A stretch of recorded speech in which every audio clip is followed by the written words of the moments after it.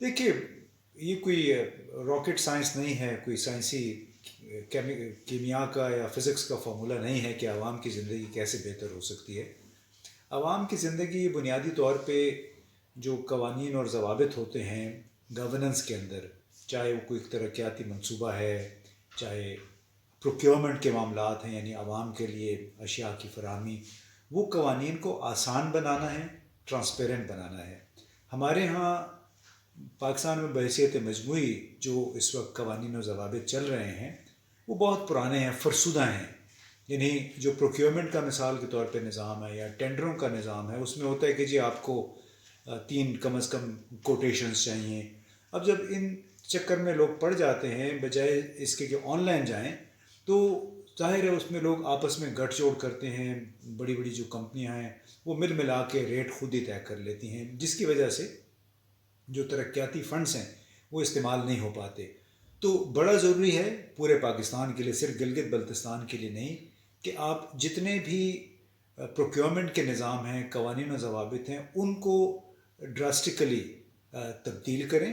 ان میں ریویژن کریں، اور جس طرح دوسرے ملکوں میں ہوا ہے، چاہے انڈیا ہے، فلیپینز ہے، اور مشرق وسطیٰ کے ممالک ہیں، کہ سارا کام آن لائن ہو گیا ہے۔ اسی طرح جو پروکیورمنٹ ہے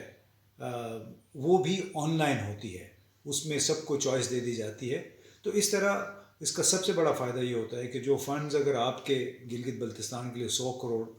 گئے ہیں تو 100 کروڑ میں سے زیادہ تر وہاں پہ خرچ ہو جائیں گے۔ ابھی یہ ہو رہا ہے کہ موجودہ نظام کے تحت، جس کو پیپرا کہتے ہیں، پاکستان پروکیورمنٹ اتھارٹی جو ہے، اس کی وجہ سے ہمارے فنڈز کم از کم 50% محض چند جیبوں میں چلے جاتے ہیں۔ جو سیکشن افسر ہے، جو سیکرٹری ہے، جو وزیر ہے متعلقہ، اور کانٹریکٹر، یہ چند 4 5 6 لوگ ہیں جن کے پاس زیادہ تر یہ پیسے چلے جاتے ہیں۔ تو لہٰذا بڑا ضروری ہے کہ اس ملک کی گورننس کو، قوانین ضوابط کو آن لائن کیا جائے، جدید تقاضوں سے ہم آہنگ کیا جائے۔ اور دوسری بات، پرفارمنس آڈٹ، یعنی کارکردگی کو جانچنے کا کوئی معیار ہونا چاہیے، اس کا کوئی پیمانہ مقرر ہونا چاہیے۔ چین کی مثال آپ کے سامنے ہے کہ وہاں پہ تمام ادارے سرکاری ہیں، سرکاری کارپوریشنز ہیں، لیکن انہوں نے کارکردگی کو جانچنے کا معیار بڑا سخت رکھا ہوا ہے، جس کی وجہ سے بہت خوف رہتا ہے جتنے بھی چیف ایگزیکٹوز ہوتے ہیں یا چیئرمین ہوتے ہیں ان اداروں کے، اور ہر سال باقاعدہ ان کی اسسمنٹ ایویلویشن ہوتی ہے کہ انہوں نے ایک سال کے اندر ادارے کے لیے کیا کیا۔ یہ نہیں ہو سکتا کہ آپ کسی بھی بیوروکریٹ کو، اپنے کسی من پسند شخص کو یا صاحبہ کو کہیں پہ لگا دیں اور اس سے پھر پوچھ گچھ نہ کریں اگلے سال 2 3 سال کے لیے کہ آپ نے کیا کیا ہے۔